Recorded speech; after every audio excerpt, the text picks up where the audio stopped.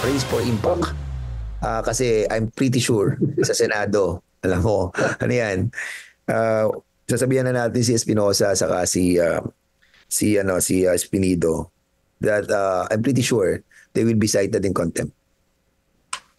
Kasi unang-una, sasabihin bakit ka nagsinungaling dito sa Senado. So you are lying. So lalo na pag nag-init na ulo ni Senador Bato. Ito ang nakikitang senaryo ng mga pinuno ng House Quadcom kapag gumulong na ang sariling investigasyon ng Senado sa drug war ng Administrasyong Duterte. Matatandang ibinunyag sa pagdinig ng House Quadcom ni Kerwin Espinosa na si Senador Ronald Bato de la Rosa ang nag-utos sa kanya para idawit si dating Senador Laila de Lima sa bentahan ng iligal na droga. Bagay na inamin din ni Police Lieutenant Colonel Jovi Espinido sa huling pagdinig. Sa kabila nito, hindi nila hihilingin na mag-inhibit sa pagdinig sa Senado si de la Rosa at Senador Bongo. Mahirap ituro ang delikadesa di ba? So I guess sa puntong 'yan, let them decide and that's karapatan nila 'yon so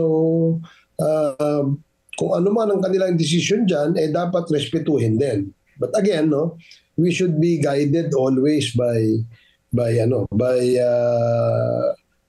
principles. Po sila nakikialam sa atin, so much more na tayo din hindi nakikialam sa kanila. So let it be, Pinag-aaralan din ng komite ang amyenda sa perjury para mas higpitan pa ang parusa sa mga bumabaliktad o nagsisinungaling sa mga isinasagawang pagdinig ng Kongreso. Pero tiwala naman ang Quadcom na hindi na magbabago pa ang testimonya ni dating PCSO General Manager Royina Garma kapag humarap ito sa Senado. Samantala, ibinunyag ni Fernandez na may dalawa pang mabigat na issue na pinag-usapan si Garma nang tawagan siya ni dating Pangulong Duterte. Pero hindi na siya nagbigay ng iba pang detalye. Scared. A bit scared. Siyempre, ikaw ba naman ng siyempre, tatakot din yun, Kaya nga gusto niya talaga,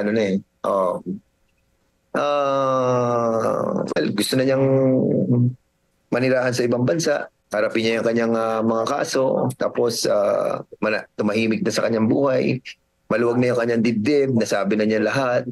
Pinag-aaralan naman ng Quadcom kung isasama nilang ikaso ang batas laban sa crimes against humanity kapag natapos na ang kanilang investigasyon. Para sa agenda, Zandro Ochona, BNC.